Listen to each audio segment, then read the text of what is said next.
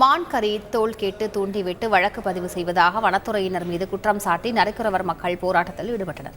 திருவண்ணாமலை அடுத்த தண்டாரம்பட்டு சாலையில் உள்ள கண்ணமடைக்கோடு பகுதியில் மானை வேட்டையாடியதாக கூறி தங்கம் என்பவரையும் கறியை வாங்கி உண்ட நபரையும் வனத்துறையினர் கைது செய்தனர். இதை கண்டித்து வனத்துறை அலுவலகத்தில் பூட்டிய கேட்டின் முன்பு இரவிலும் நரிக்குறவர் மக்கள் போராட்டத்தில் ஈடுபட்டனர். 20,000 ரூபாய் காசு தருவதாக ஆசை வார்த்தை கூறி மான் கறி தோல் வேண்டும் என்று வனத்துறையினர் கேட்பதாக குற்றம் சாட்டி நரிக்குறவர் மக்கள் மான் கறியுடன் வரும்போது வழக்கு பதிவு செய்து பணத்தை பறிப்பதாகவும் புகார் தெரிவித்தனர். நரிக்குறவர்களுக்கு ஒரு நியாயம், அதிகாரிகளுக்கு ஒரு நியாயமா என்று கேள்வி எழுப்பியிருக்கின்றனர்.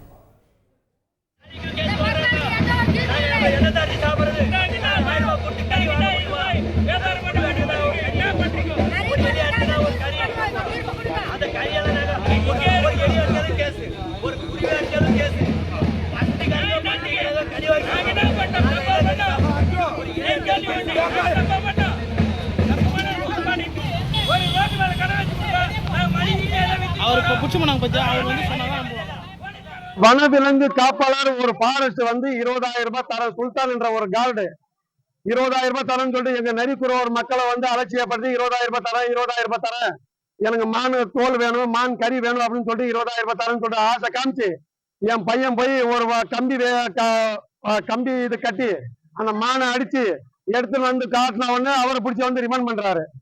இது எந்த வித நியாயம்? நாங்க நரிக்குறவர் பண்ண தப்பு, நீங்க அதிகாரி பண்ண தப்பு இல்லைங்களா? செய்திகளை உடனுக்குடன் தெரிந்து கொள்ள உடனே சப்ஸ்கிரைப் பண்ணுங்க.